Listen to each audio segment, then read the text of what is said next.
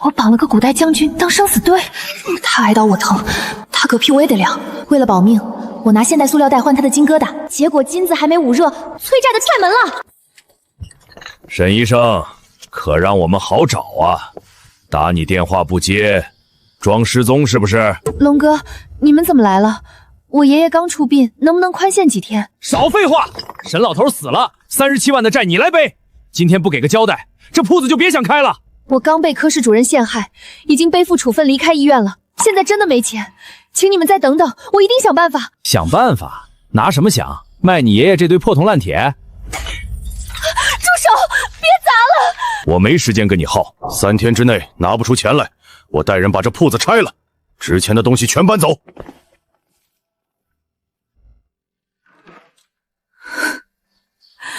扣掉爷爷的伤杂费，没剩多少了。下个月房租怎么办？这么短时间，我去哪里弄这么多钱啊？这个估计就值300，这些全卖了也凑不够。难道真的要看着爷爷留下的铺子被砸吗？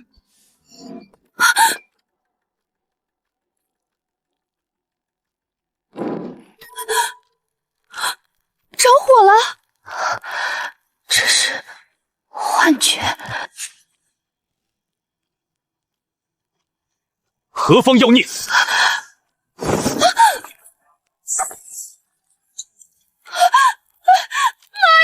什么情况？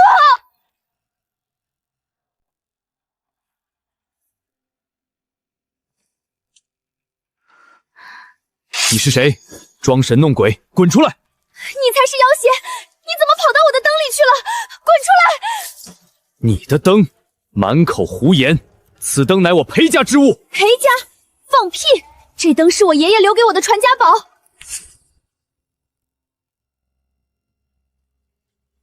2盏灯，你那边也有1盏？你究竟是什么人？为何装扮如此怪异？我怪异？你一身铠甲拿刀对着我才怪异吧？你到底是谁？我乃北境镇远将军裴怀安。将军，你在拍戏还是怎么着？拍戏？你说的话我怎么听不懂？喂，你别走啊！你还没说清楚。等一下。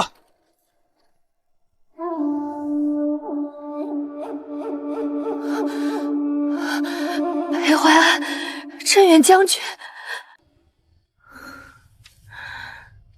这灯冰凉，没有任何燃烧过的温度。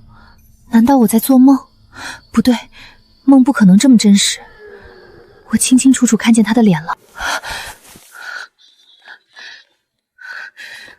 爷爷的手札，爷爷以前说过这盏灯不简单，他肯定记过什么东西。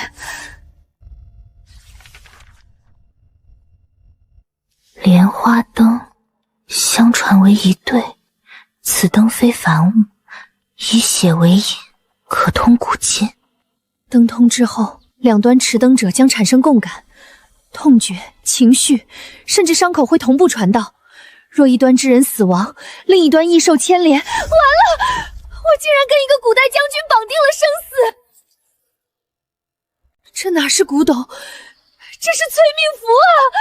他一个天天在战场厮杀的将军，万一哪天出了什么事，我岂不是也得跟着没命？将军，早都看卷日了，这仗还怎么打呀？卷日了就用拳头砸，拳头断了就用牙咬，谁敢后退一步，军法处置。将军，箭矢全放光了，下一波敌军要是再冲，我们拿什么顶？砸石头。城防碎了也得给我砸下去，城墙扒了，城墙彻底废了，仍然有5万大军，我们只剩4000人了，根本守不住，守不住也要守。我们身后是平州百姓，退一步就是死无葬身之地。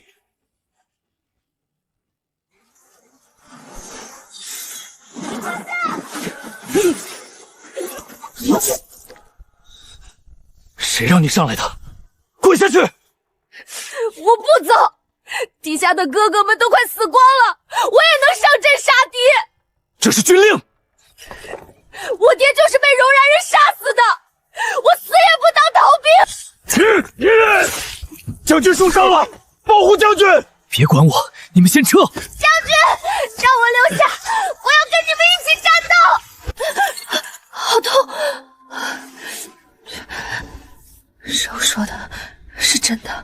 真的会互相影响？不行，我不能死，我得弄清楚他到底是谁，需要什么。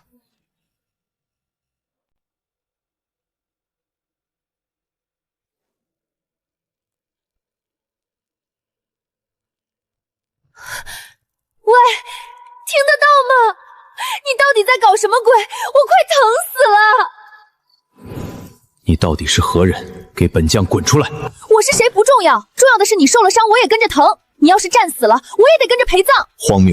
本将征战沙场，生死与你何干？你到底是谁派来的刺客？我真不是刺客，我叫沈路明，生活在1000年之后的世界。1000年后，你愿意相信我了？你那边有粮食吗？我跟你说了这么多，你就关心这个？城外5万敌军虎视眈眈，城中粮草撑不过3日。我麾下只剩4000将士，300伤兵，我没有时间关心别的。有粮食，能送过来吗？我不确定，能还是不能？我试试。每次仅可传送双手拴环捐后以内的小型物品，也就一个足球大小的东西。赶紧试试。我试试。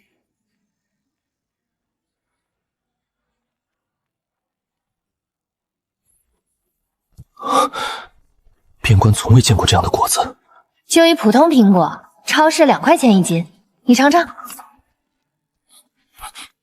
好吃吗？尚可。你多久没吃过东西了？将帅与士卒同食，每日半碗稀粥。几天了？5天。那伤兵呢？也是半碗？伤兵优先，将帅再分。喂，裴怀安。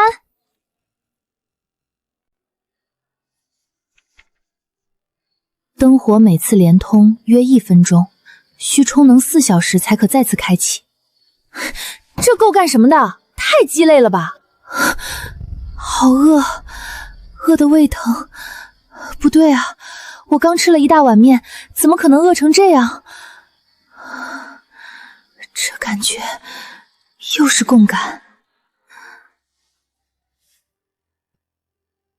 房租800，水电100，还剩100块吃到月底。我自己都要喝西北风了，还得养活1000年前的军队。沈路明啊，沈路明，你上辈子到底造了什么孽？小命要救，我必须尽快帮助裴华阳解决困境。那灯每次只能传足球那么大的东西，必须精打细算，排列优先级。间隔4个小时充能，1天最多传6次。这5公斤米得买点小袋子分装一下，每次传1斤，正好。盐能补充体力，红糖给伤兵补血，应该够了。结账，快一点。先买点消炎药应急，防止他们伤口感染。一共98。还欠了一屁股债没还呢，我真是疯了。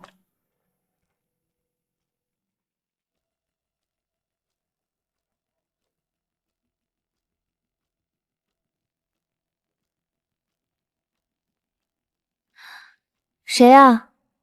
沈小姐，赵文柏赵先生来拜访。你们找谁？沈小姐，冒密登门，我姓赵，赵文柏，令祖沈怀远先生的老朋友。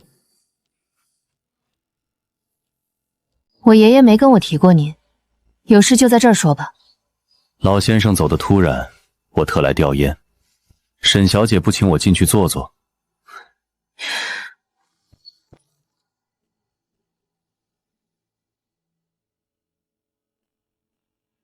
这店里的物件大多有些年头了，不过最惹眼的还是这盏旧灯。那是我爷爷的遗物，不卖。赵先生，有话直说，我没时间叙旧。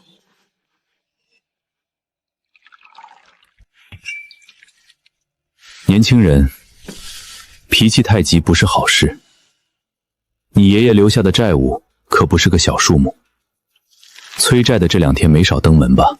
这与您无关。50万，我打包收购这店里所有的东西，包括那盏灯。50万，赵先生，我虽然年轻，但我不傻。外面催债的逼得紧，您这时候送钱，不是做慈善吧？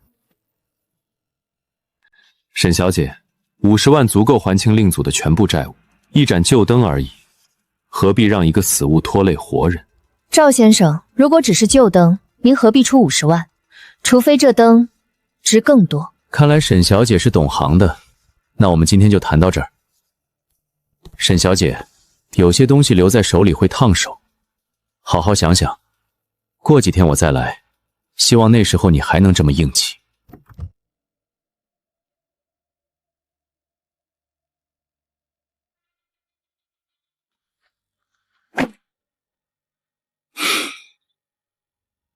赵总，他太不识抬举了。我祖上3代人都没拿到的东西，到了我这一代，不能再让他流落在门外汉手里。那沈小姐那边我们该怎么做？查清他的底细。他不是有几个朋友吗？还有他爷爷的那些债主，所有能施压的点都给我用上。我要让他主动把灯送过来。明白，我这就去办。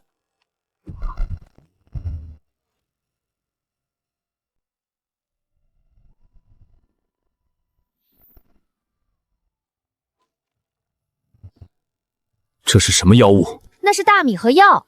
你不是说你们快饿死了吗？这袋子薄如蝉翼，却滴水不漏，究竟是何等神兵利器所致？那叫塑料袋，别研究袋子了，赶紧打开看看里面的米。这米为何如此洁白，毫无糠皮泥沙？你莫不是拿了贡米来戏弄本将？贡米在我们这叫普通大米，旁边还有给你们救命的药。这盖子如何打开？为何没有木塞？拧，用手拧开，那是塑料盖子，你别用蛮力，拧坏了就没了。气味刺鼻，这当真是药？莫不是毒水？爱信不信，涂在伤口上防溃烂的，你爱用不用，不用就到了。将军，这来历不明的怪水怎能给将士们用？若是毒药，营中弟兄就全完了。老臣，伤病营每天死多少人？我们已经没有任何草药了，老朽无能。可这药水闻所未闻，万一出了事……横竖是个死，不如一试，立刻给重伤的兄弟用上。啊！疼死我了！将军救命！老臣，你要杀了我吗？快摁住他！将军，你看这药……这太不可思议了！血止住了，红肿也消了。我不用砍腿了，我能活了，能活！你小子命保住了。老臣，快给我用那神奇的水，我也想活。好，都有，排着来。有用便好。将军，神药啊！多谢神女赐药。老臣，以后所有器具必须先用沸水煮过才能碰伤口。将军，沸水煮刀，自古以来都是用火烧刀啊，这水煮的刀怎么能碰伤口？照做。神女说，伤口溃烂，80%是器具不干净导致的感染。红黄色的药丸，每次2粒，1日3次，饭后服用，连服5天，绝不能断。中途皮药比不吃还糟糕。这壳是水晶做的，这要怎么煎服？不用煎服，不煎煮，那怎么吃？直接吞，配水，肚子里就化了。吞下去，整颗水晶吞下去，竟然没卡嗓子。老朽行医30年，从未见过如此奇特的药，天佑我军呐！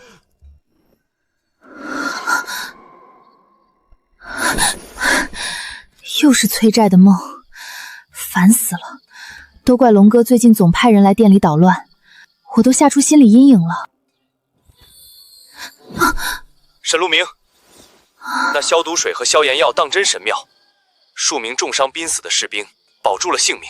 那就好，看来现代的药对你们古代人效果更好。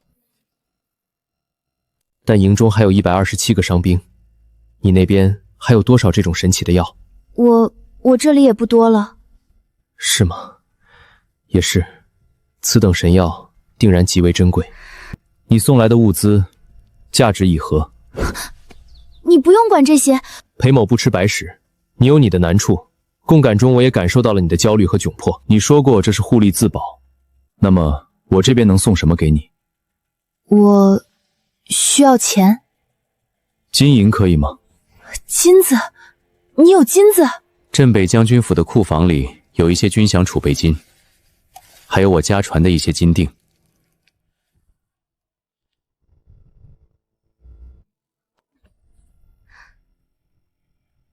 一锭金子31克，现在的金价1000块来算，这块金子起码能换31000块，这够我买很多药了。你不需要这些金银留着买军粮？被围城了，金银换不来粮食，但你能。你那边到底什么情况？为什么援军迟迟未到？哪有什么援军？朝廷早已割地求和，我们这4000人不过是弃子。弃子？他们不管，你们为什么不撤？为什么还要死守？我身后是数万手无寸铁的百姓，我若撤了，他们便是刀下亡魂。裴家军绝不退缩。好，你不退，我也不退。你等着我，我给你弄粮食，给你弄药。多谢。小姑娘，你这金子纯度可以啊，这金疙瘩的造型老工艺吧？能换多少钱？按今天的回收价，能换不少钱。你这几个银钉子造型也古怪，不过银价便宜，算你3000块，转账还是现金？转账。小姑娘，你买这么多，这是要开诊所啊？老板，我家里亲戚多备用的，你就说一共多少钱吧。这么多，我卖了10几年药，没见过你这么进货的。大米100斤，红糖10斤，压缩饼干600块。妹子，这么多东西，你是要末日求生去啊？去山区徒步？麻烦快点，我赶时间。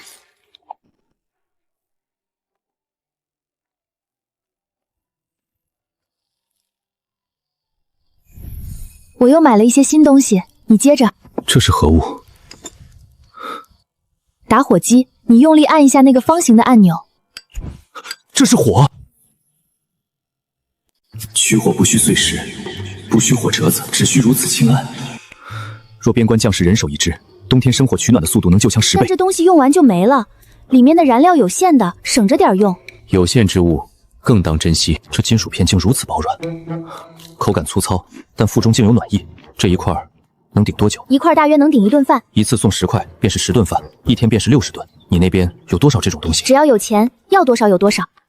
这一枚是5两，够你买多少药？5两就是155克，够买很多很多物资。但我得问你，你的金子还剩多少？不用担心，镇北将军府库房内尚有很多，但这些东西在死城里留着也是死物。裴怀安，你听好，我会把每一分钱都花在刀刃上，你送来的东西，我会加倍还回去。我要你们全都活下来。美女，你真幸运，今天金价又涨了。那你算算多少钱？我全都卖了。行，比上次翻了一番，立马转你。终于有钱了。龙哥，钱已经给你转过去了，咱们的账两清了啊。不能放松，物资还远远不够，得花不少钱。裴怀安，你传过来的金银我都换成钱了，一共60多万，我还清了所有的债，买了一批物资，还剩23万。我给你解释一下，我这边的1万钱大概相当于你这边100两银子的购买力。100两银子，在你那边能买多少担粮？1万块能买大米大约3000斤，也就是25担粮。25担粮，够我100个弟兄吃上整整1个月。现在我们已经饿得开始杀战马了。战马是你们的命，不能杀。我算过了，每次最多传500克大米，一天加起来才6斤。你们4000人，每天至少需要4000斤粮食，灯的传送能力根本不够，必须找到提高传送效率的方法，不然就算我有金山银山，粮食也送不过去。沈路明，如果不能送粮食，能不能送让粮食变多的方法？对啊，授人以鱼不如授人以渔，这次我不送粮食，送技术啊。边关肯定有不少野物，这章是教他们怎么做陷阱辨别野菜，古代没冰箱，还得教他们怎么腌肉脱水，还有这个余热焖烧法，能省下一大半柴火。裴怀安，你可得争点气。这些东西放在我们这儿是常识，放在古代那就是保命的神技。这纸为何如此白净，如此轻薄？这上面的字和画绝非人力手写。这是机器印的，一台机器一天能印上万张。上万张？我们的军报10个文书抄写一天也只能抄30分。这画的比真物还真，连叶脉都清晰可见。那不是画，是照片，一种能把真实景象直接记录下来的技术。神女，你们的世界了不起。先别急着感叹，看那张水源进化图，找木桶底部打孔，从下往上铺粗石子、细石子、细沙、木炭，浑水从上面倒进去，下面流出来的水就能喝。最重要的一点，必须煮沸。周策，立刻找10个人，按图上的法子做3个木桶。将军，这纸这画，这是仙家法宝啊！别废话，快去做！兄弟们浑水拉肚子，这能救命。将军，这野菜团子扎实，比以前的西周鼎宝多了，有盐味儿。神女送的盐真香。错了，咱们死不了了。陆明，今天没有人饿死，太好了。但柔然明天还会攻城，伤亡还会增加，药还够吗？裴怀安，再撑一晚，等这批药过去，我要让你们那儿变成阎王爷都收不走人的地方。好。消炎粉、止血粉、退烧药、碘伏和酒精都齐了，分装成小瓶传过去，还有一些辅助器械以及漂白粉，这能给水源消毒防瘟疫。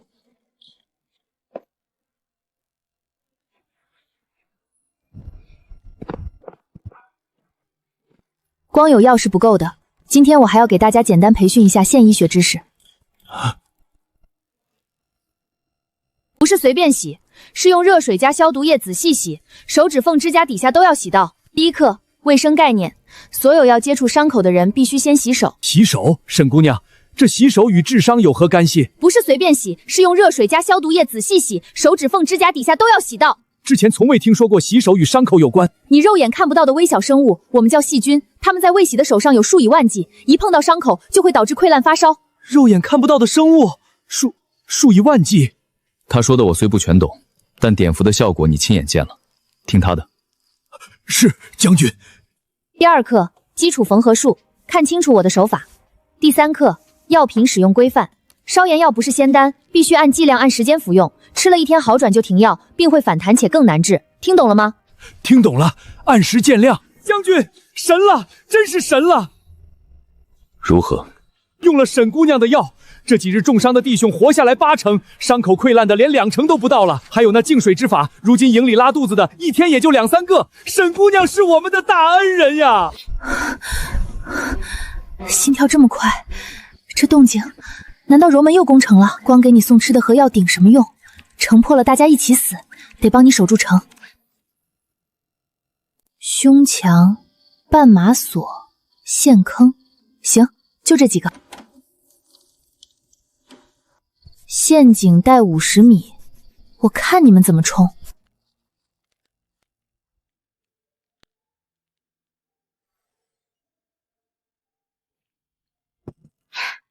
你懂兵法？胸墙挡箭，火油烧人，还有这投石机的盲区调整，你连尺寸都算好了。对，按我标的数据做，别自己瞎改。绊马扫我们用过，但这3道陷阱交叉布置，让骑兵无法从任何角度完整冲过来，这是何人所创？有些将领打了一辈子仗都想不出这种布局，你了不起。是你愿意听才了不起。有多少将军肯听一个女人说怎么打仗？能打赢的仗，谁说的不重要？这法子能救我几千兄弟的命。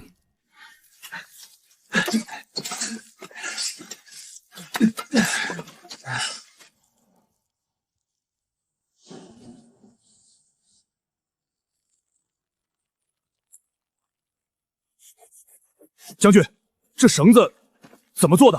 我拿刀砍，拿火烧，愣是弄不断。别管那么多，按图纸布3道绊马索，天亮前必须弄完。是。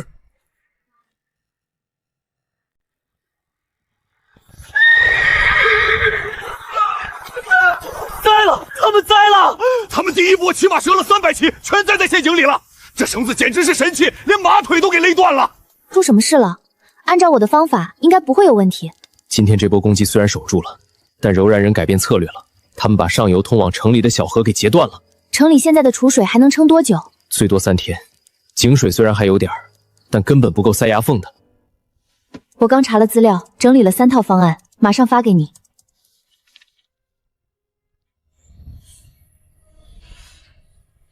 第3套，简易蒸馏净水，把泥水倒进锅里加热，上面用木板引导蒸汽，蒸汽冷凝后收集下来的就是干净水，用铁锅、木板和铜管就能做。蒸汽变成水，水变成气，再变回水。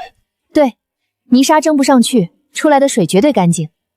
我看过水壶烧开时盖子上有水珠，但从未想到可以这样用。你想到了现象，但没人告诉你怎么把现象变成工具，这就是知识的力量。知识的力量，你的时代是不是每个人都掌握这种知识？理论上是，但很多人不珍惜，不愿意学。我们这边想学，没有途径。出水了，将军，出水了，还挖了3米，真出水了！快拿桶来！泥水煮一煮，出来的真是清水，神了！将军，这3管齐下，水源危机算是暂时缓解了。这只是争取了时间，还不够。将军，沈姑娘送来的这补液盐，脱水的人喝比喝白水恢复快10倍，泥水放进去一会儿清就清了。将军，沈姑娘该称一声活神仙。将军，不行了，高热退不下去，上吐下泻，1天之内倒了200多个兄弟了，是义气传人啊！古往今来，均生了这种疫病，只能等死，无药可医。坚持住，我去就会。好痛，肚子好痛，好恶心。不是我，是裴怀安。裴怀安，发生什么事了？军中生了疫病，1天倒下200人，高热、呕吐、腹泻不止。老陈说是义气传人，没救了。高热、腹泻、呕吐，你们之前是不是喝了脏水？是。不是什么义气，是细菌性痢疾。听着，这病能治，但传染性极强，马上按我说的。你有办法治疗？对，第一，隔离，所有出现症状的人立刻和健康人分开，绝对不能住在一起。他们用过的碗碟必须放进水里煮沸消毒，别人才能用。我这就去下令。等等，最重要的一点，病人的排泄物绝对不能随便倒，必须在远离水源和居住区的地方深埋，上面还要撒漂白粉。排泄物也能传病？这是最主要的传播途径。粪便污染水源和食物，你们古代很多军营疫平就是这么全军覆没的。你们的厕所在哪儿？在溪流上游旁边。马上封锁那条溪流。这是治痢疾的特效药，每次2粒，每天2次，连吃3天。那个小包是口服补液盐，冲水给病人喝，防脱水。那一大袋是漂白粉，用来环境消毒。好，我记下了。这是长期的，军营厕所必须建在下风方，远离水源至少100米。所有人饭前便后必须洗手，用草木灰泡水洗。垃圾和排起物定期深埋。图纸我传给你了，我定会照办。将军是不是疯了？放着好好的仗不打，让咱们在这儿处理脏活，这什么破规矩？就是啊，所有防疫军令必须严格执行，违者军法处置，绝不姑息。是。陆明，我在。情况怎么样了？控制住了。3天下来，新增的病人不到10个。太好了，按你们那里的医疗条件，这简直是奇迹。陆明，你们的时代已经不会有人死于痢疾了吗？基本不会。我们有特效药，有完善的医院，有干净的自来水系统。痢疾在我们那里是最容易治好的病之一，吃几天药就能活蹦乱跳。最容易治好的病。裴怀安，你怎么了？我从军10几年，见过无数兄弟没死在敌人的刀枪下，却因为喝了一口脏水，因为一场疫病，在营帐里活活痛死拉死。我们以为是天罚，是命数。如果早1000年发明这个药就好了。你现在有我，一切都不晚。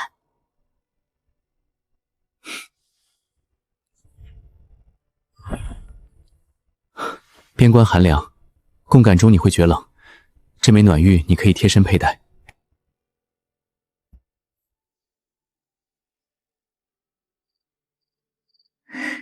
好。又亮了，这到底是什么妖术？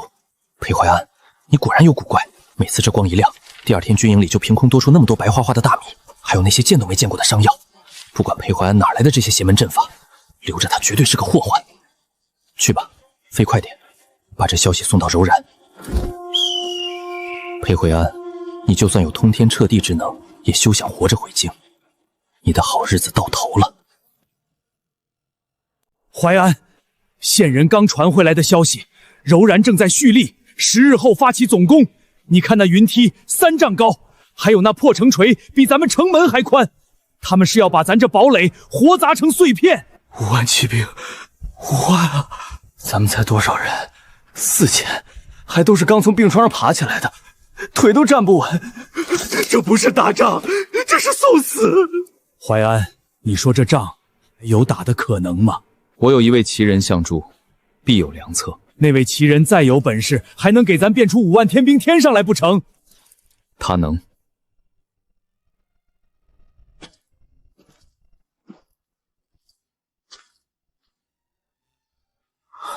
将军真信那位奇人啊？反正除了信，咱也没别的活路了。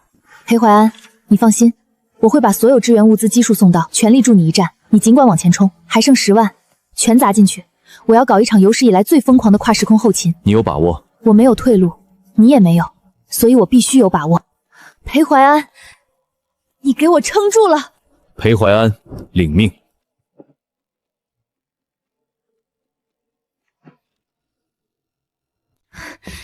姜慈，你终于来了，有个事需要请你帮忙。什么事？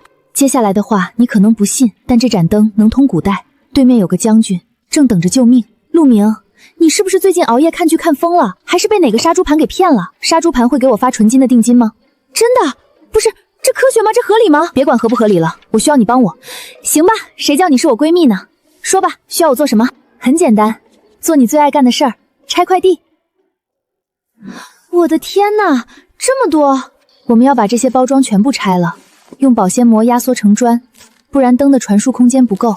陆明，你竟然还买了高碳钢刀片、大号铁钉、皮筋，这些稀奇古怪玩意儿是干什么用的？都是战场上用的物资，到了那边自有用处。陆明，你这购物记录也太离谱了，别人还以为你在搞什么大工程呢，这看起来太不像正常人了。时间紧迫，顾不了那么多了，先把东西送过去再说。哇，突然就消失了，这灯太神奇了吧！快点，每4小时传一次，不能停。裴淮安那边等不及了。我从没想到，原来拆快递也会这么累，我以后再也不爱拆快递了。辛苦了，你好好休息一下吧，晚点换你值班。我先睡了，到时间了记得叫我。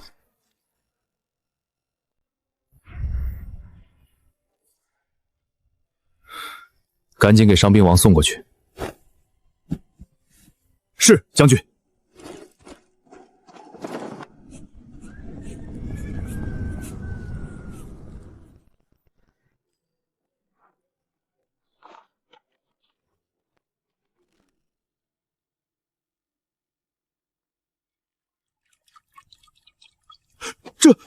这粉变成白汤了，奶是牛奶，怎么是粉变出来的？这东西从水变成奶，只需要搅一搅。不要问从哪儿来的，分给伤兵和孩子们。将军，沈姐姐送的东西好好喝，喝完心里都是甜的。活了，菜死而复生了，神仙显灵了。干树叶变成青菜了，不是复生，我也不知道是什么东西，据说很有营养。将军您看，照着神仙给的图纸，不用地，不用田，不用太阳，就用水和黄豆，3天就长出菜了，神仙手段啊！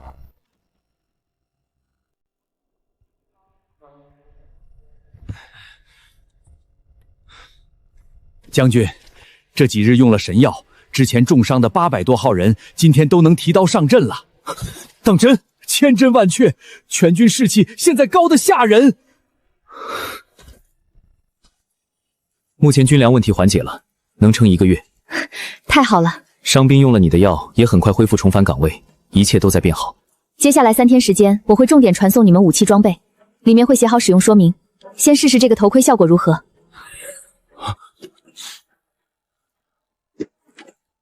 将军，这黑色头盔轻飘飘的，前面还挡着一块亮晶晶、透明的片子，这能顶什么用？敌人一下就能把它劈碎吧？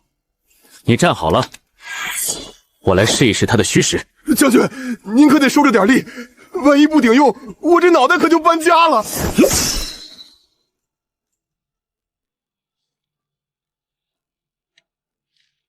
我的天爷啊！这怎么可能？连个缺口都没留下，这到底是什么神铁打造的？怎么比金刚还硬，分量却这么轻？周策，那不是铁，它的材质叫聚碳酸氚和 ABS 树脂，是我们那个时代用人工合成的强力塑料，专门用来防爆和防冲击的，在大自然里根本找不到。聚碳什么酯？这名字真绕口。不过你们那个世界的人难道都是神仙吗？竟然能凭空造出世上没有的材质，还防刀砍？我们不是神仙，只是掌握了科学，在我们这儿有很多东西都是这样造出来的。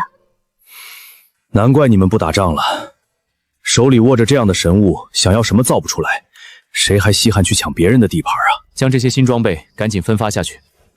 是，将军。这绝对是天上的神兵，将军，您看这钢口薄如蝉翼，却硬如磐石，连一丝杂质都没有。老汉我打了一辈子铁，连做梦都没见过这么纯的钢。好，赵师傅，用这钢片做枪头，比起我们原先的铁矛，威力如何？何止是强，原先的铁矛刺中皮甲，指不定还会卷刃，用这个钢头，一枪就能扎个对穿，杀伤力起码翻了3倍。将军，您快告诉我，这钢到底是怎么炼出来的？老汉我想要磕头拜师。赵师傅，这钢的产地太远了，你这辈子是去不了的。哎，真是可惜。不过有了这1000杆钢矛，咱们的弟兄底气就足了。将军，那些大挺丁我已经让人在城外排了3道铁渠立阵，柔然人的马蹄子要是敢踩上来，保准叫他们人仰马翻。还有这反光镜，我们在城头一晃，对面的哨塔立刻就能收到消息，比以前派人跑腿快了不知道多少倍。好，传令下去，所有人打起精神，把这些新装备全部熟悉一遍，做好战前准备。换班，你赶紧躺下睡会儿，脸色都白了。你盯着点儿，就差最后这几箱了，绝不能断。放心吧，交给我。我还不能休息，目前有更重要的事情要做，那边等不了。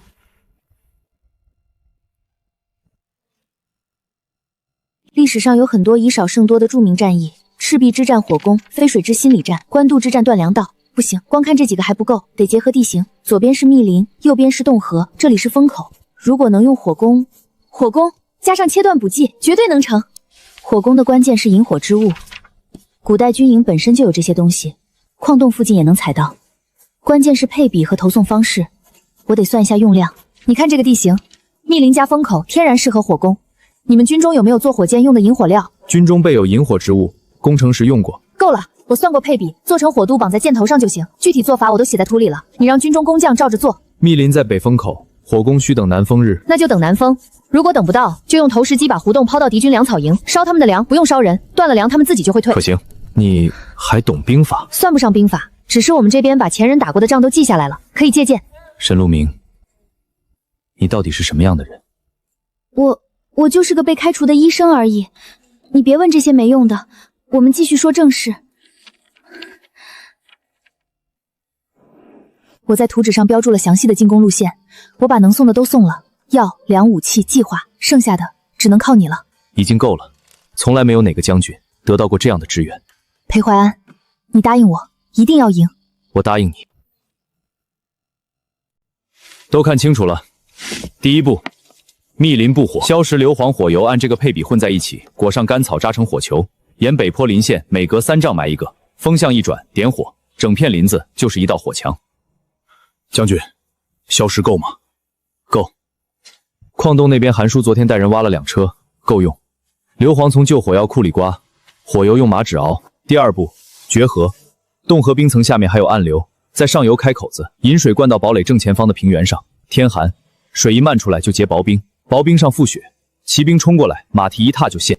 将军，那冰面得凿多宽？不用太宽，30步足够。他们前锋一乱，后军就挤成一团。第3步，投石机，把燃烧弹装上去，不打人，专打他们的工程器械，云梯撞车，烧一架少一架。将军，这套打法谁想出来的？你管谁想的，能不能打赢才是正事。密林布火的活儿，我去。韩伯，你肩上的伤还没好利索，密林里全是血泊，摔一跤又死不了。正面拼杀我上不了阵了，这种埋东西的活儿我还干得动。我让周策带人去。周策要守城墙，你手底下哪个比我更熟这片山？20年前我就在这儿巡过边，哪棵树长在哪儿，我闭着眼都摸得到。你那位登后之人了不起，替我谢他。韩伯，别说丧气话，咱们能赢。你们几个跟我走，去矿洞搬硝石。是。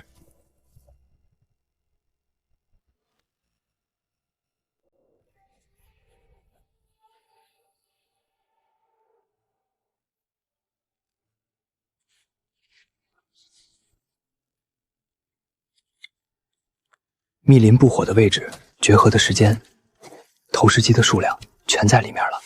今夜就走，不要走正门，翻东墙第3段矮垛，一定要送到统帅手里。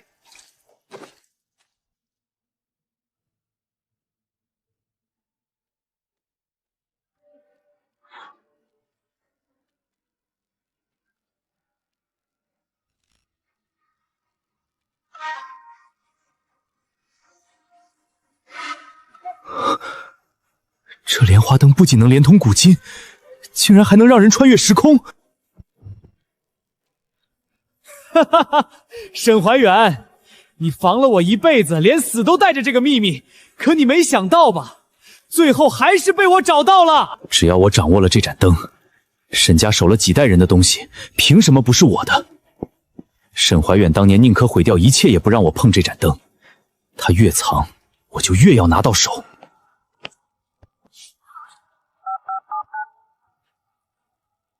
喂，准备动手，我必须把那盏莲花灯拿到手。裴怀安，你在不在？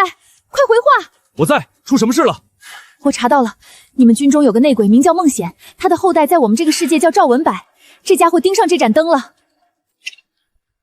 他想抢灯？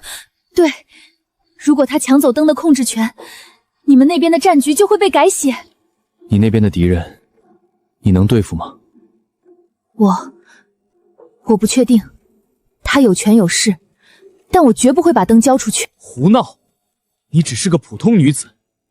听着，这边的孟显交给我来料理，但你必须答应我，千万别硬拼，能跑就跑。你也是。将军，密林方向发现柔然小队，约500人，正往林中推进。哪个方向？正东偏北，就是您跟孟说的那个战术被泄露了。证据确凿，我现在就去拿他绑了交军法处。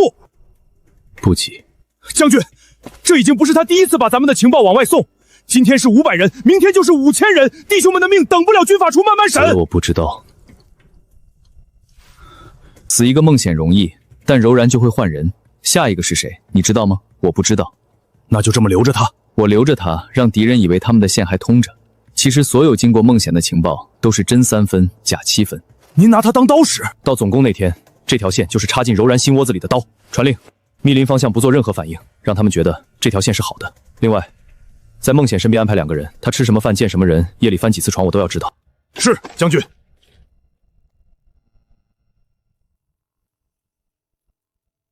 总攻就在明夜，全军主力集中在城墙正面，死守此处。将军，那2侧的密林和河谷怎么办？密林和河谷地不利大军通行，柔然主力应从正面来。我军集中兵力守正面即可，这2处只留少量哨兵。可是没有万一，兵力有限，必须用在刀刃上。孟副将，你觉得呢？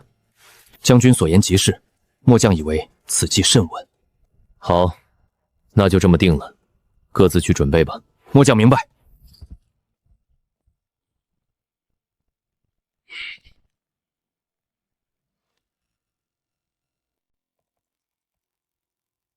你真打算跟赵文柏死磕到底？他可是地头蛇，他逼我，我不躲了，我正面刚他。怎么刚？这店都要被他搞疯了。他最大的把柄不是这家店，是非法文物交易。只要能搜集到他暗中走私的交易记录，我就能反制他。你疯了？查这个很危险的，就算店被查封，我也要在法律框架内争取时间，不能就这么被他拿捏。跟你那位古代将军待久了，你也变铁血了。行吧，舍命陪君子。我联系我那个古玩圈的朋友，他消息灵通，看看能不能打听出赵文柏的暗账。多谢。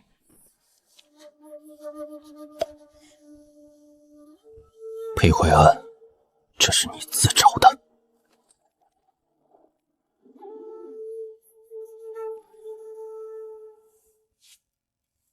这是赵文柏最近的交易记录，拿了赶紧走，别说是我给的。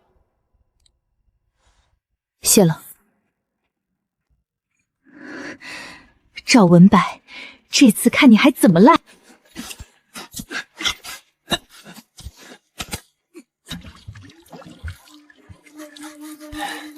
动作都快点，别让孟显的人看见。报，将军，柔然大军突然改道，正全速向密林和河谷方向移动。哼，上钩了，传令下去，准备收网。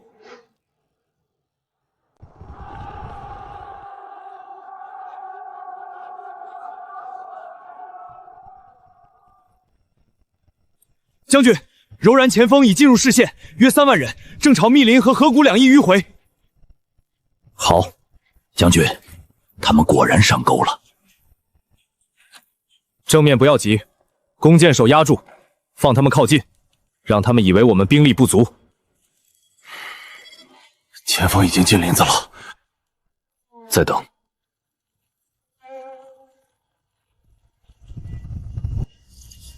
将军，炮火！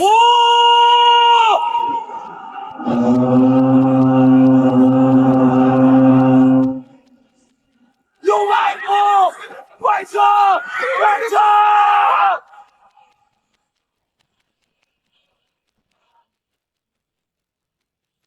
孟显那条狗传的全是假情报。大汗，2翼已经废了，怎么办？正面还有3万人，全军正面缠攻，死也要给我爬上去！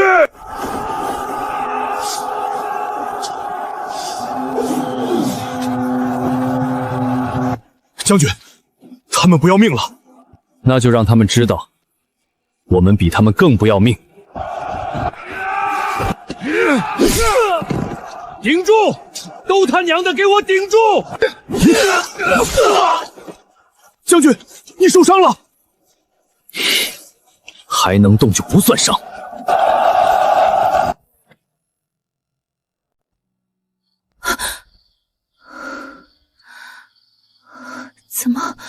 怎么回事？是他在打仗。活着，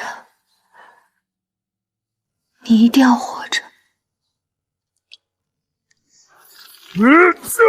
将军，第2道防线也塌了，根本堵不住，堵不住也得顶住。我们身后就是百姓，我们无路可退。裴怀安，今日就是你的死期！想踏过这道墙，问问我手里的硕答不答应？弟兄们，跟他们拼了！一步都不许退！不退，誓死不退！老几位，咱们这把老骨头等的就是今天了。韩头，反正多活1天都是赚的，怎么干？你发话。对，跟着将军打了1辈子仗，临了不能当缩头乌鸡。韩爷爷，你不能去，你腿都瘸了，去送死吗？阿桑，听话，放手，等柔然人冲进来，谁也活不成。我不放，将军让我看着你。哭什么哭？阿桑，替我照顾好将军，把孩子送到内城粮仓去，那里安全。别哭，跟我走。韩老将军，真的要开门吗？外面全是敌人的骑兵。开门！敌人全挤在城墙缺口，后方空虚，咱们从侧面杀出去，打他们一个措手不及。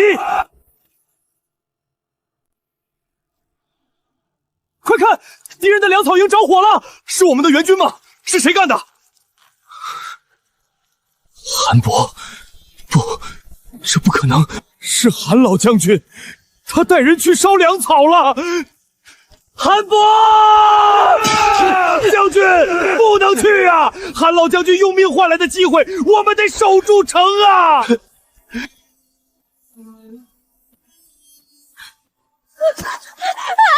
爷，你醒醒！你说过要教我下棋的。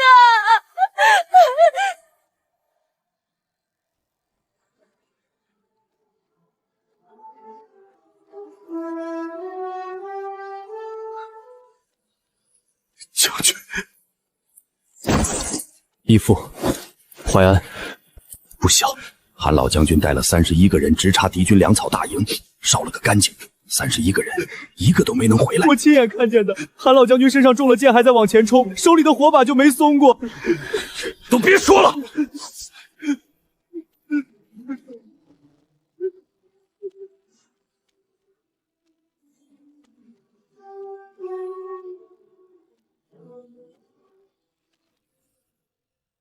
好痛！裴淮安，你到底在经历什么？不要，别熄灭！求求你，别熄灭！裴淮安，别难过了，你痛，我也会痛啊。淮安，你可以不说话，你也可以难过，我不走。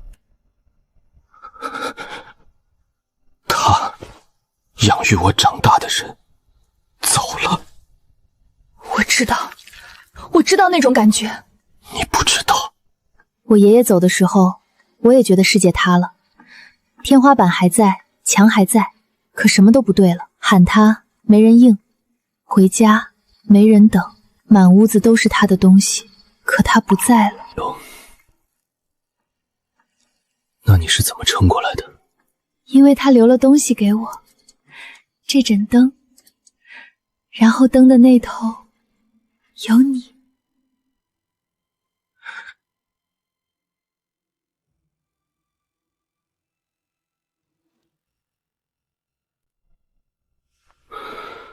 淮安无儿，刀锋再利不及人心，守住你想守的，便是最大的胜。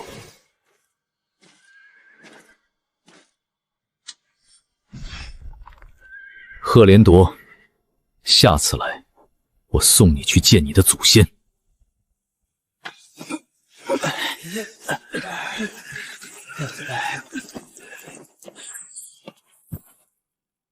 末将听令。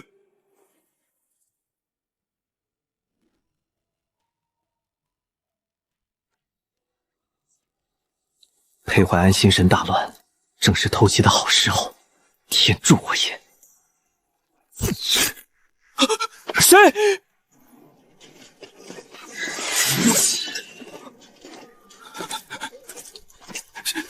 将军，孟显，该聊聊了。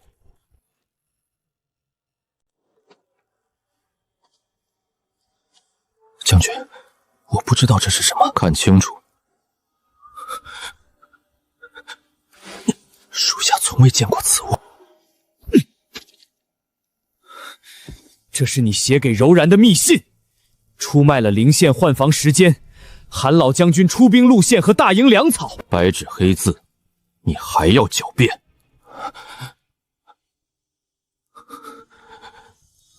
将军，那不是我。周策带人跟了你的信使一路，从你帐中到城外接应点全拿住了。信使嘴里吐出来的蜡丸，你要我当面拆开吗？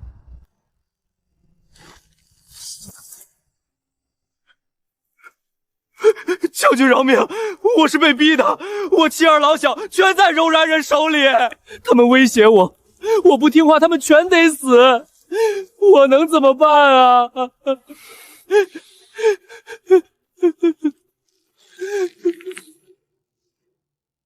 韩老将军带3000人出城，中伏战死，回来的不到400人。我知道。你传的信，他走哪条路，带多少人，全是你告诉柔然的。将军，杀了我吧，杀了我吧！你有选择，你可以来找我，我会护你家人，但你偏偏选了最卑鄙的那条路。将军，怎么处置？把柔然下次进攻的时间、兵力分配、主攻方向全说出来，漏掉一个字，我剐了你。我说我全说，求将军饶命。说完之后，我会把你关在死牢，这辈子你别想再见天日。你的命留着，让你家人来赎。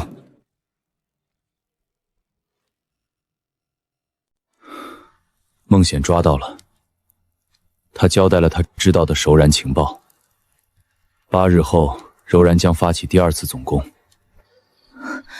你有把握吗？多了3分胜算。裴惠安，我想通了，咱们不能坐以待毙。等敌人把攻城器械推到城门口，就算我给你送防护站过去，你也守不住。那你的意思是？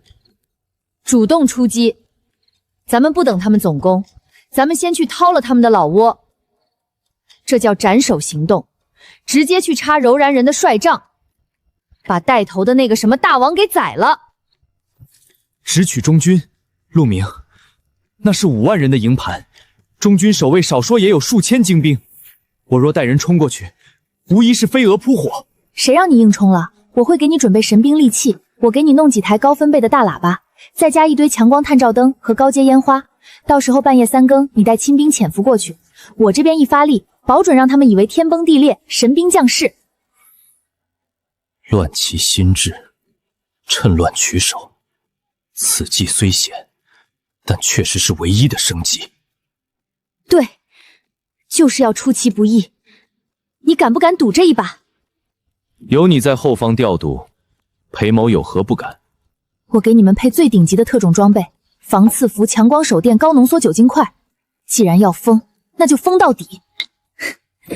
柔韧人，准备好迎接21世纪的问候了吗？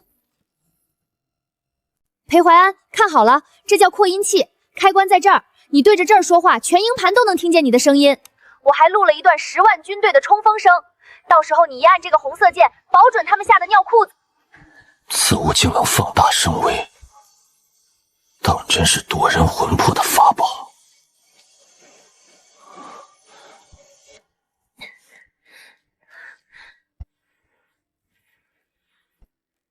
强光手电筒都充好电了，能撑好几个小时。记住，一定要在最黑的时候一起开，亮瞎他们的狗眼。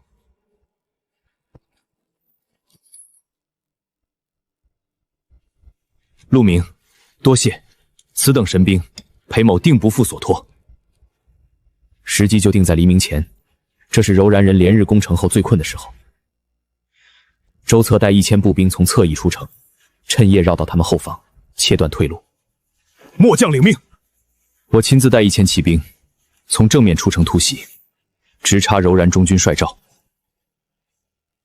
擒贼擒王，一刀捅进他们心窝子里。将军，您亲自冲阵，万一……没有万一，其余的人留在城里做预备队，等敌阵一乱，立刻出击，扩大战果。是，将军。这次我们一定要赢。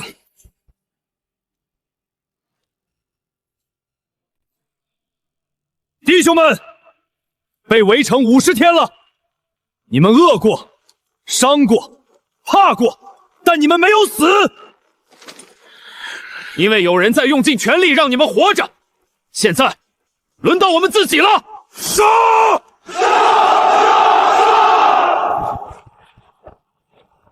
城里那帮两脚羊饿得连拿刀的力气都没了吧？等天亮，主帅下令，直接进去抢粮食和女人。这破城围了快2个月，总算要结束了。将军，咱们离大营不到200步了。所有人准备，把扩音器开到最大，烟火准备好。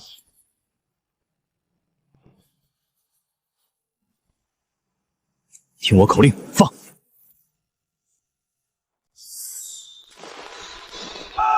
天裂开了，天火降世了，是神法！老天爷发怒了，饶命啊！神仙饶命！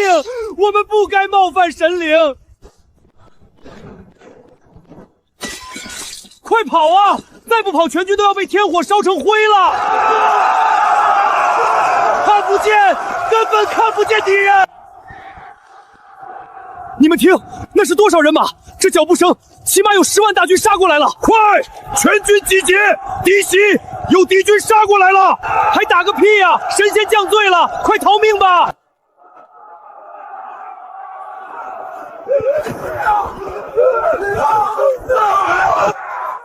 将军，他们真的自己往坑里跳，这比砍瓜切菜还容易。哼，扩音器别停，录好的投降不杀循环播放。骤然首领已死，降者不杀，降者不杀！别杀我！神仙饶命！我降了，我降了！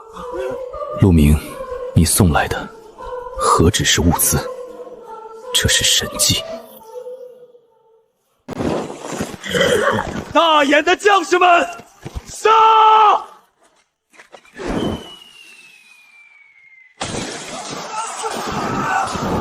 敌袭！敌袭！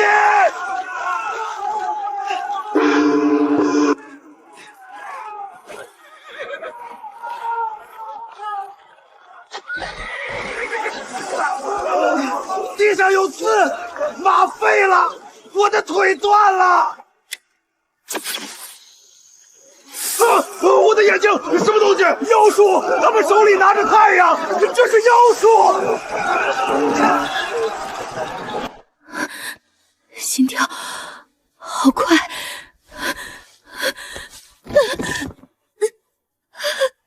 好痛，被砍中了。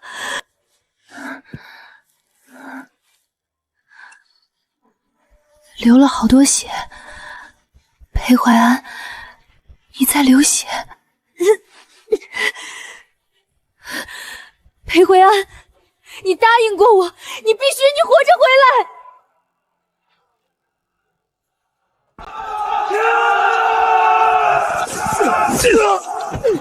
给我拦住他，杀了他！挡我者死！三面合围，一个不留！顶不住了，他们是疯子，快跑！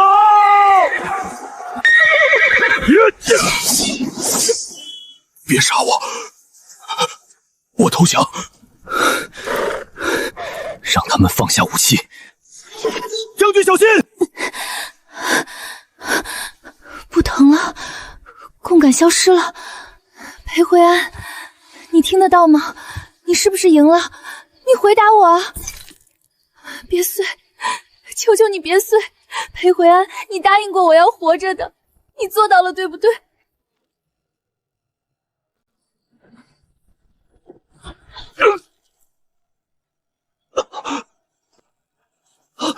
朱策，王将军，军医，拿那个白色的箱子，快点儿！将军，你看我没事，幸好有沈姑娘送的衣服，真管用，只是稍微有点疼罢了。你撑住。裴怀安，你耍诈！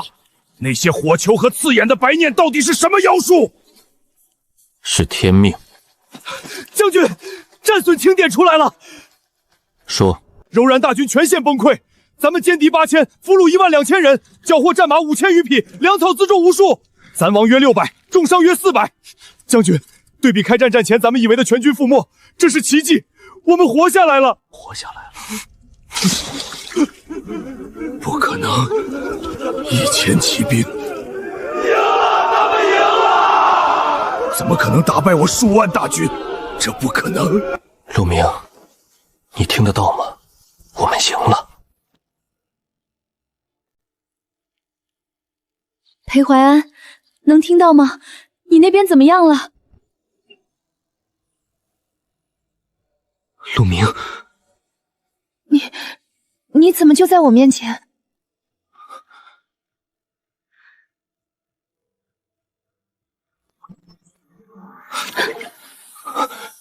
是热的，我真的碰到你了。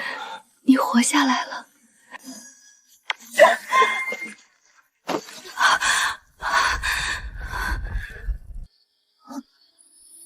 裂纹全都没了。这是什么印记？我也不清楚。快看，灯壁上出现了一行以前没有的字，灯以心度，可通彼此肉身。通彼此肉身，意思是我们可以过去找对方。穿越时空之代价，其中一方永留对方之时代，再无归路。再无归路。这就是说，穿越过去就再也回不来了。裴怀安，这太疯狂了。我有我的生活，有很多不舍和牵绊，而你是大眼的战神，你有你的责任。是，我若走了，边境百姓何人守护？我们谁也付不起这个代价，对不对？所以我们注定不能相逢。可若是没有你，我们早就死了。不可能打败柔然，是你救了我们所有人的命。陆明，吾有一言不知当讲否？有什么话你直接说，别吞吞吐吐的。当初你说我们之间不要动多余的感情，可我发现我做不到。你什么意思？沈陆明，我对你不只是交易，不只是共感，也不只是感恩，我对你是什么呀？你把话说完呀！这灯怎么早不灭晚灭，偏偏就选这个时候？是新月。终于找到夺灯仪式的完整步骤了，有了它，我就能强行切断原本绑定的两个人，让莲花灯重新认主。那仪式需要准备什么？需要灯使用者的灰黑色血液，加上一件彼端之物，也就是古代的物品。老板，我们盯了沈陆行好几天，他最近频繁进出药店和批发市场，购买了大量物资，这量太大了，行为极其异常，绝对不是他一个人用的。果然，他已经和那边连上了。计划有变，去准备好仪式需要的东西，我要夺灯。这种能穿越时空搬运万物的神器，落在那个小丫头手里简直是浪费。只有我才配拥有这种神技，明白？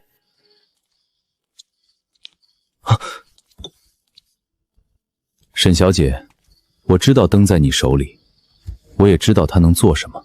不知道你在说什么，这里不做你的生意。你爷爷守了一辈子这个秘密，但你已经用过灯了。你最近大量的物资采购，你身上偶尔出现的共感反应，还有你手心的那个印记，识相点就主动交出来，否则滚！你会后悔的。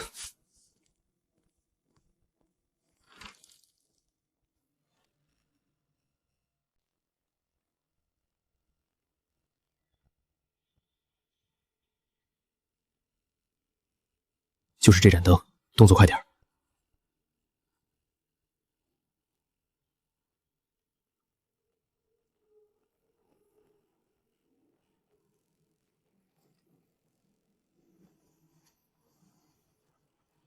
东西齐了，撤。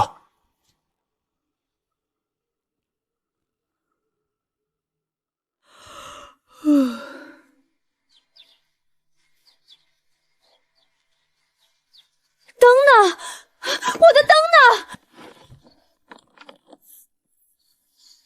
玉也没了，到底是谁偷走了他们？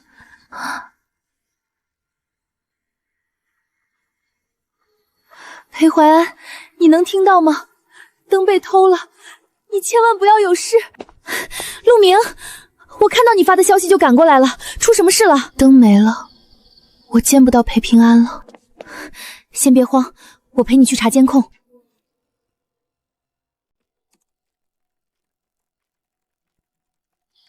看，就是这辆车，超牌号我记下了。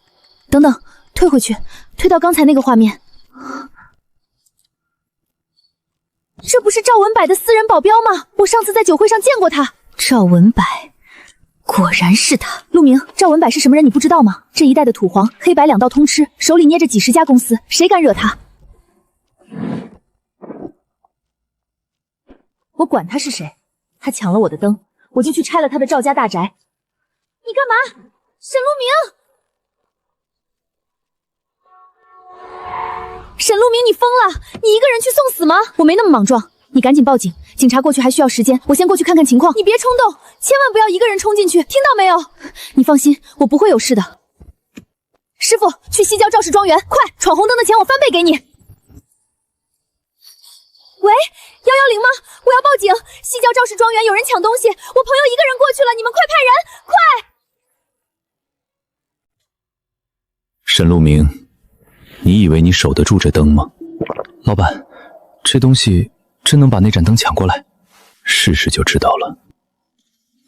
一封沈小姐的请法，之后定此带花算少作品自在大寿先帝11世寿准仙臣亲手佳话。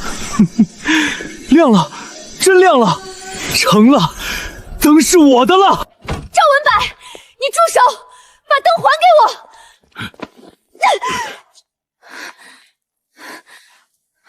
沈路明，你来晚了，仪式已经开始了。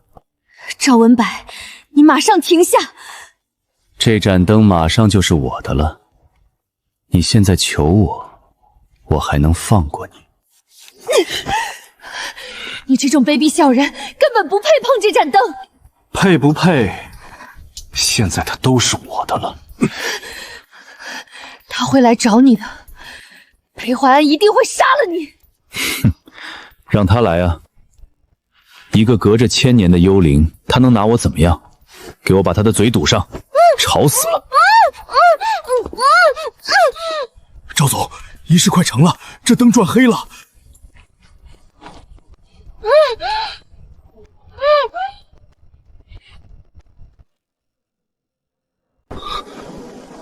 陆明，出什么事了？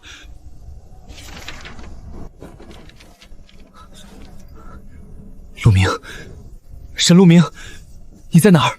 为什么不回答我？老板，这光太刺眼了！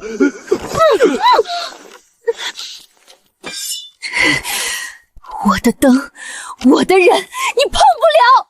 拦住他！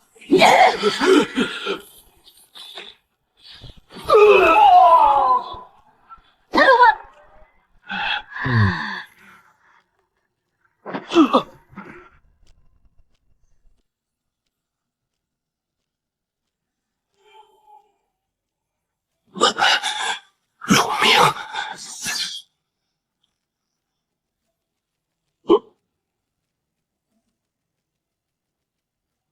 灯已心度，可同彼此肉身。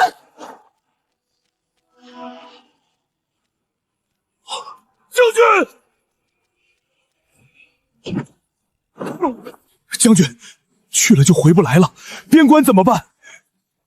仗已经打完了，剩下的交给你们了。将军，您不能走！将军，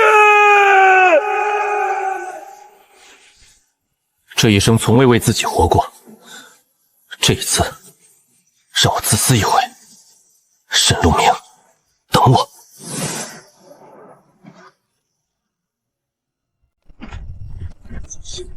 长生灯是我的，仪式马上就要成了！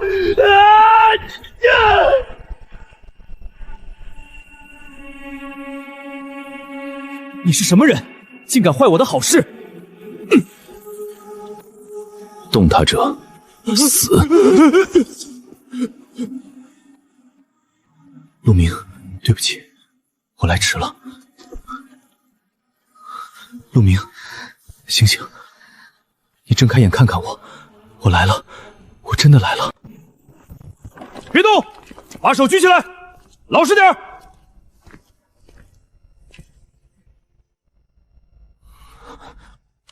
报告总部，现场发现嫌疑人赵文柏，还有2名伤者，其中1名男子没有穿衣服，身上全是伤，情况有些诡异。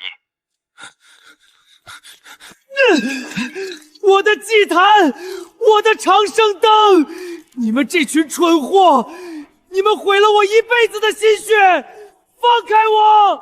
你说你呢？把手从女伤者身上拿开，蹲下，退下，谁都不许碰他！这人情绪不对，先叫救护车。这姑娘头上流血了，得赶紧送医院。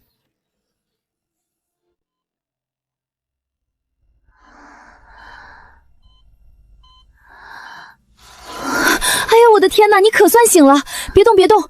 医生说你轻微脑震荡，后脑勺缝了好几针呢。姜慈、赵文柏呢？还有还有其他人吗？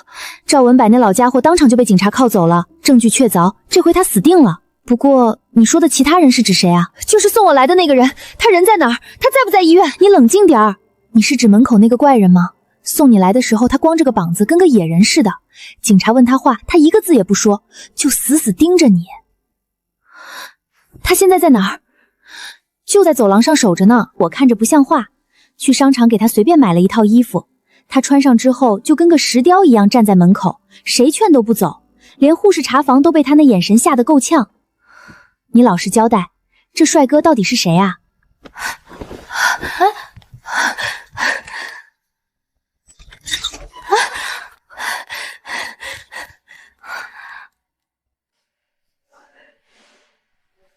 这帅哥站这儿一下午了，动都不动一下，是不是受什么刺激了？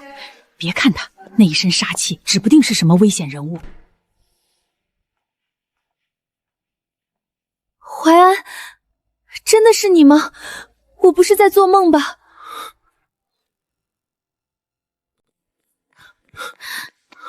是我，陆明，这不是灯里，也不是你的梦境，我穿过了那道光，我真的找到你了。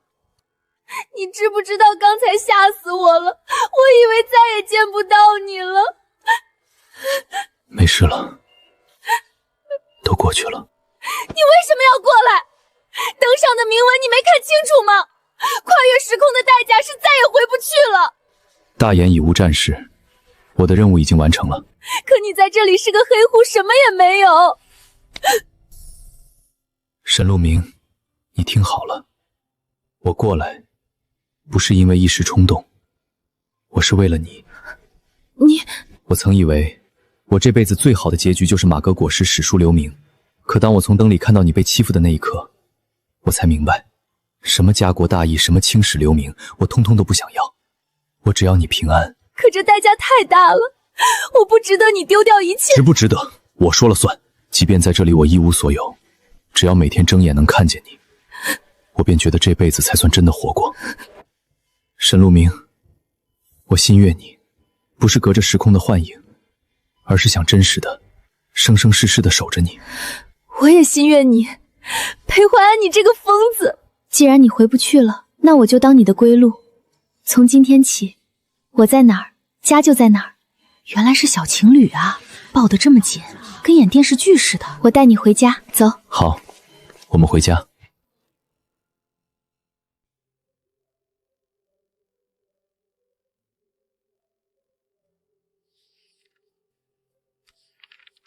原来你为了我，在这边做了这么多准备。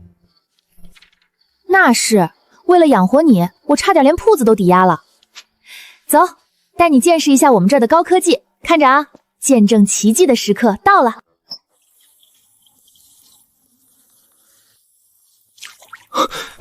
这铁管里藏着什么暗器？水为何自己会热？这叫热水器。大侠，别找贱了，这没刺客。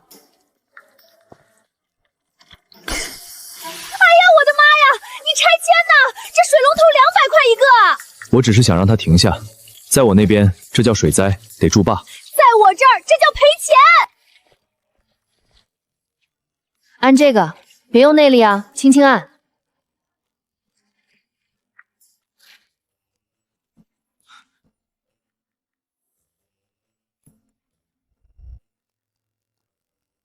不用火，不用油，一按就亮。这里面关着雷电之灵。沈老板，你的同城快递。沈老板，这帅哥干嘛呢？测电路啊，哪有这么暗的？灯泡都要烧了。对，他是新来的电工，有点强迫症，检查线路呢。长得挺帅，可惜脑子不太好使。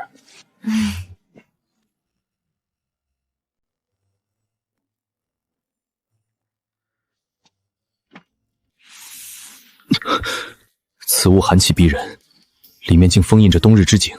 是啊，里面不仅有冬日之景，还有你最爱喝的冰镇可乐。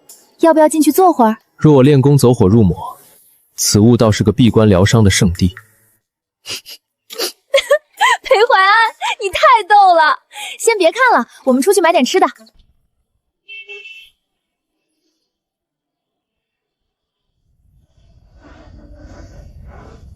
这铁盒子里面有马？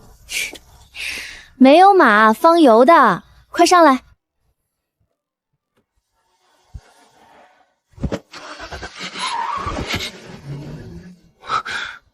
比他去快。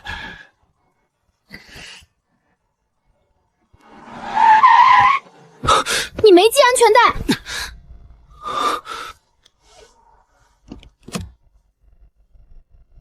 束缚上阵。安全带保护你用的。哥们儿，没坐过车呀？哪个山里出来的？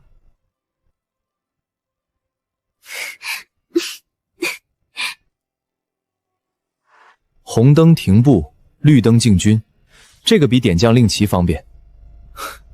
这哥们儿入戏挺深。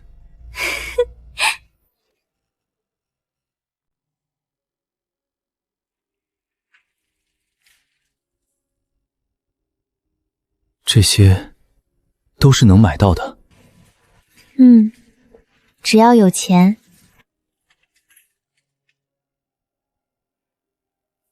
需要多少钱？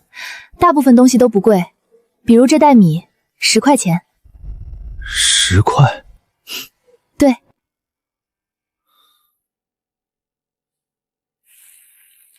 这袋米在我那边够一家人吃半个月，而在这里，普通人随手就能买到。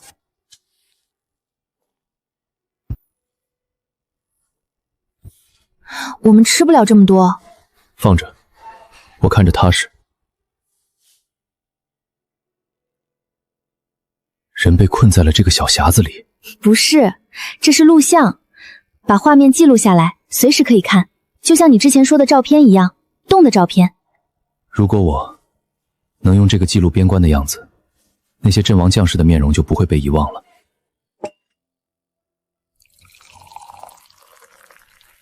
这面不用揉，不用擀，不用煮，泡一下就能吃。尝尝。好吃，但太盐了。你们放盐不要钱吗？盐确实不贵。如果我们那边的人知道，会哭的。巧克力，一种甜食。这是什么？甜到这种程度，需要什么做？可可豆，在很远很远的地方种的。尝尝这个。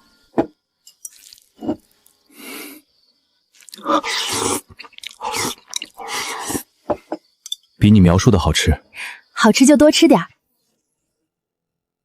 你们的时代太好了，食物多到吃不完，水干净到可以直接喝，生了病有药吃，冬天有暖气，路上有灯，夜晚和白天一样亮。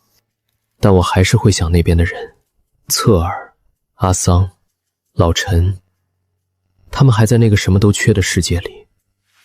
你已经给了他们最好的东西，活下去的方法，净水、缝合、种植、陷阱、防御，这些知识会传下去。有了这些，他们不会再那么苦了。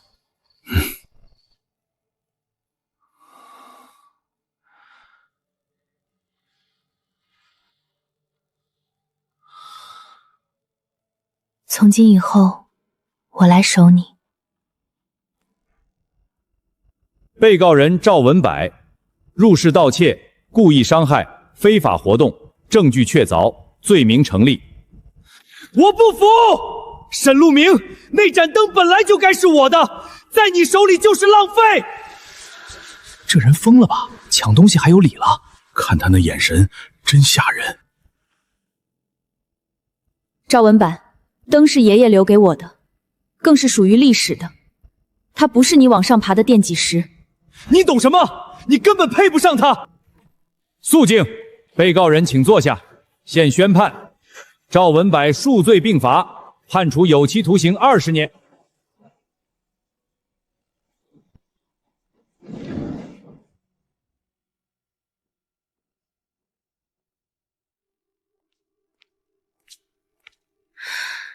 他这种人，眼里只有权力和财物。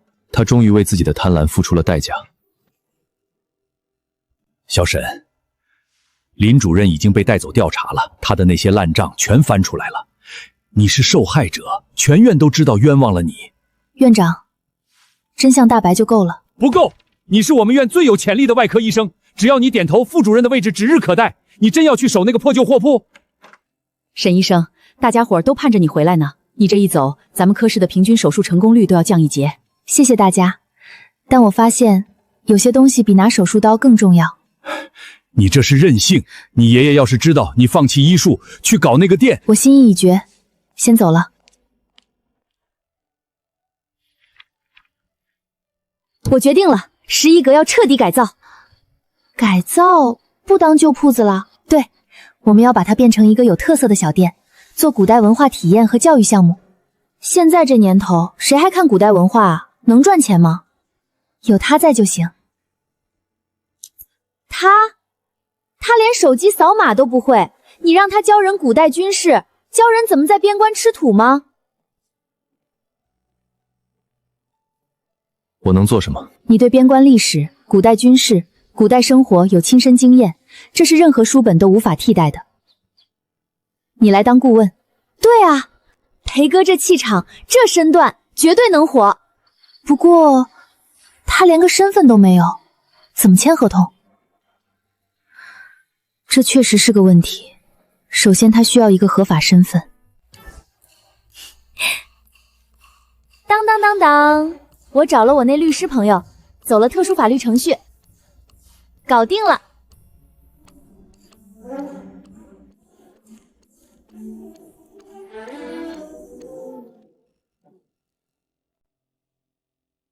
这上面有我的照片，有我的名字，但这串数字是什么？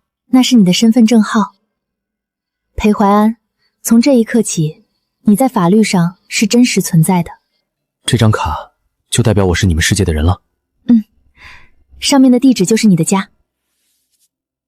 我们的家。得，以后我得改口叫裴老板了。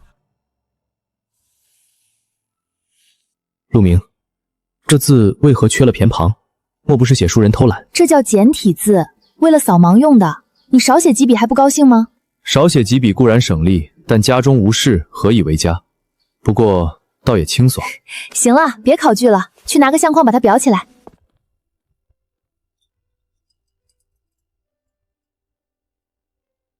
老板，你这祭祀用的酒杯怎么底部全是划痕啊？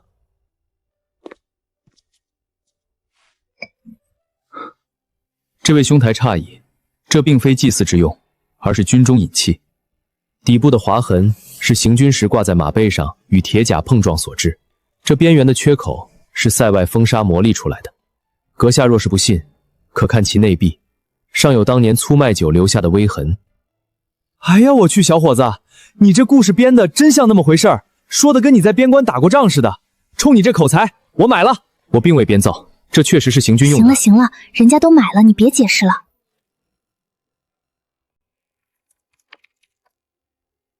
裴怀安，上次那批消炎药送过去之后，伤兵存活率具体提升了多少？你记录的卷宗上怎么写的？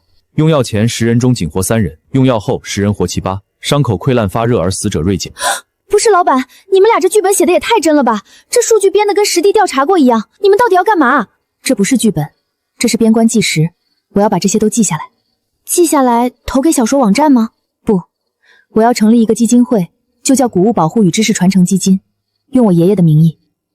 你做这些是为了证明什么？为了证明知识传递可以跨越任何障碍，拯救无数生命，不是靠神仙，是靠人。今天我们不谈枯燥的历史，我们来做一个假设，如果你现在手里有一瓶几块钱的碘伏，你能给1000年前的战场带去什么？这不就是穿越爽文的套路吗？听听呗，这学姐长得挺好看的。答案是47条性命，一瓶碘伏能让47个因伤口感染的士兵活下来。一套最简单的砂石木炭净水方法能减少70%的腹泻患者，一套现代隔离方案能避免50人死于瘟疫，一袋超市里卖2块钱的食盐能让难以下咽的军粮重新变得能吃，一张防御工事图能击败300骑兵的冲锋。这么一算，现代人过去简直就是降维打击。这不仅仅是假设，这是知识的温度。当我们把现代科技遇到古代困境，改变的不是历史书上的一行字，而是一条鲜活的生命。这不是夸张，也不是口号，这是我们能做的事，也是我们应该做的事。你讲得很好。你觉得他们信了吗？信不信不重要，重要的是有人开始想了。你什么时候变得这么有哲理了？被你教的。我说老板，你们这营销手段是不是有点过了？这不是营销，这上面记录的每一笔物资都真真切切地送去过边关。你当这是科幻穿越剧呢？现代西药送去古代救人，历史要是能这么改，秦始皇早吃上感冒药了。字字属实，绝无虚假。当年边关将士缺医少药，若非这些药剂，早已全军覆没。你未曾经历密过那场惨烈，凭何在此断言真伪？你这人怎么还急眼了？我就是实话实说，你们这故事编得太离谱了。信不信由您，不过我们开的是杂货铺，不卖故事。你要是买东西我们欢迎，要是不买就请便吧。真是两个疯子，入戏太深了吧？好啦，别跟他们计较。我只是有些感伤，他们如今能安稳地站在这里质疑，正是因为当年有人在风雪中流尽了血。所以啊，你们的付出是值得的。他们越是觉得这不可思议，就说明现在的日子越和平。陆明，如果有来生，你还愿意遇到我吗？那得看是什么时候了。如果是你7岁被送去边关那天，我绝对愿意。为何是那时？因为我提前给你送一箱压缩饼干和急救药，让你受点罪。够了，有碘伏就够了。不够，还得送奶粉。你小时候肯定没吃好，太瘦了。你也是，彼此彼此。裴怀安，你看外面的灯，是不是比你那时候的烽火好看多了？烽火代表战争，而这灯火代表安宁，自然是这里更好。那以后每天傍晚，我都陪你一起看灯。好，一言为定。